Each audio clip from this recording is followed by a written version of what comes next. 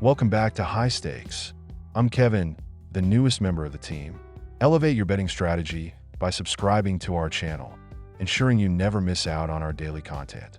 For exclusive access to premium betting picks, join our Patreon. Find the link in the comment section below. Stay ahead with High Stakes. Milwaukee Brewers versus Pittsburgh Pirates. The Brewers have been running on fumes this month, especially after clinching the division. It's like they're taking a victory lap while forgetting they still gotta play. Their offense? Barely breathing. On the flip side, Pittsburgh might not have playoff dreams, but they can definitely cash in on Cival's home run generosity. Dude's been serving up dingers like it's a backyard barbecue. And let's not sleep on Keller. He straight up dominated Milwaukee last time out, striking out 7 and keeping the scoreboard squeaky clean. Could be Pittsburgh's time to shine. My team pick is Pirates money line. Kansas City Royals versus Washington Nationals. When you break down the pitching duel, it's like night and day between Michael Wacha and Patrick Corbin this September. Wacha has been dealing, posting a 2-2 record with a nasty 1.99 ERA, holding hitters to a .232 average over 22.2 innings. Meanwhile, Corbin's been giving up hits like they're souvenirs. His 6.14 ERA and .298 batting average against in the same span is rough. Offensively, neither team's lighting it up either. Kansas City is scraping by with 2.73 runs in their last 11 games, while Washington is barely better at 2.62 runs over their last 13. Still, with Wacha on the mound and Corbin struggles, the smart play is to roll with Kansas City. Tampa Bay Rays versus Detroit Tigers. The Tigers have been straight fire these past 2 months, catching heat at just the right time. Their bats have been cooking, and the pitching staff, lights out. Detroit's locked in, and Thursday looks like another W as they go for the sweep against the Rays, taking another big step toward that wild card spot. Reese Olson is on the mound, and Detroit's been unstoppable with him, winning 5 straight when he starts. The Tigers may only be hitting .236 in the second half, but that's more than enough to handle a Rays team that's been ice cold, batting just .209 against Detroit this year. Lock it in, Detroit Tigers minus 1.5 runs. Los Angeles Angels versus Chicago White Sox. There's no shot I'm backing the White Sox here, especially not for a measly plus 108 on the money line. This game is all about pitching, and I'm rolling with the experience of Tyler Anderson for the Angels. Sure, the Halos have struggled with veteran leadership in the first 2 games of the series, but the White Sox? They're an offensive black hole right now. Over the last 2 weeks, they ranked 28th in both WRC plus 73 and WOBA .271, while swinging and missing at an ugly 27% clip. Anderson's not exactly blowing hitters away, but his 3.70 ERA is steady enough to get the job done. Compare that to Chicago's Chris Flexen, who's been a walking disaster. 215 with a 5.15 ERA and a bloated 1.54 whip. The Sox have lost 22 of his last 24 starts. I'll take my chances with Anderson and the Angels to cash in on the money line. My team pick Los Angeles Angels money line. St. Louis Cardinals versus Colorado Rockies. Even though neither team is sniffing the playoffs this season, the Cardinals have clearly been the better squad. In their last 10 meetings, St. Louis has owned Colorado with a solid 6-4 record. And when you zoom in on 2024, the Cards have taken 4 out of 6 from the Rockies, outscoring them 32-20. With both teams trotting out veteran arms for this finale, all signs point to St. Louis capping off the season with a big sweep. The Rockies just don't have the firepower to keep up, and the Cardinals know how to close the deal. My team pick is St. Louis to win. Texas Rangers versus Oakland Athletics. Sometimes, you've just got to bet with your heart, not your head.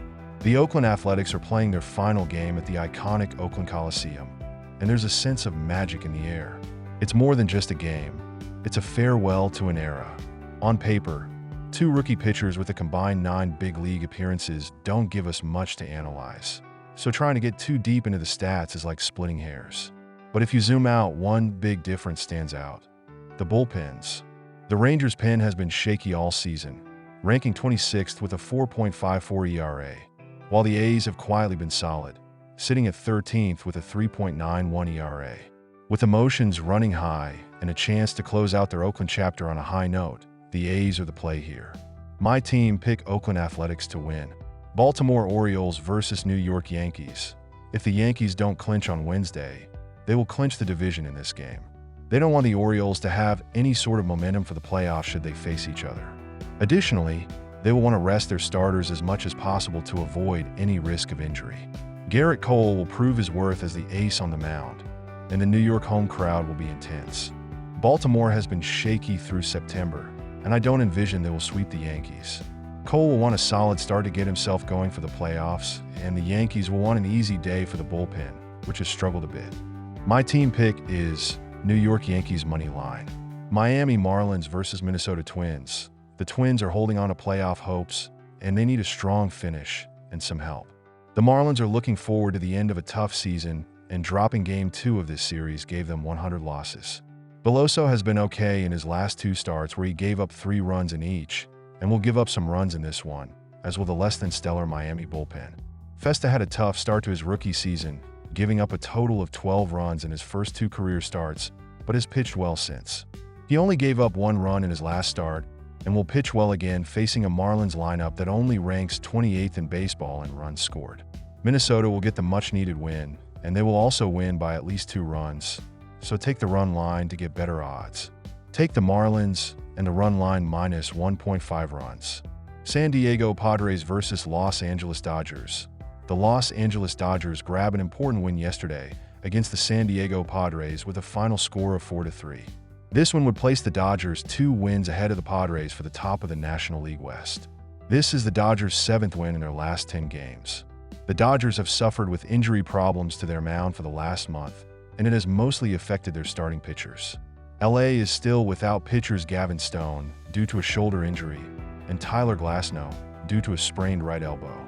Glasnow this season has a record of 9-5 and has an ERA of 3.49, while Stone has an ERA of 3.53 with a record of 11-5. Los Angeles has missed these pitchers as their ERA in the last 20 games has increased from their season average of 3.95 to 4.58. Yesterday, we saw pitcher Jack Flaherty go 5 innings where he allowed 4 hits and 3 runs and 1 home run.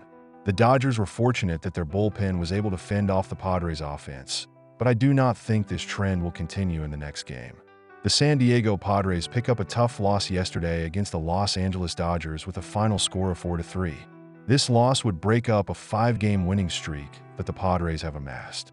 The Padres have a chance to still strive for the top of the National League West, but it is made more difficult with their loss yesterday, with them having a winning percentage of .576 to the Dodgers' .595. The Padres this season have thrived at the plate, and as a result have managed to have quite a few hits. So much so that San Diego ranks 3rd in the league in hits thanks to their number 1 overall ranked batting average at .264. San Diego, however, in their game yesterday, did not demonstrate this proficiency that they normally have at the plate. Yesterday, the Padres had a batting average of .138 against the Dodgers with them only managing 4 total hits.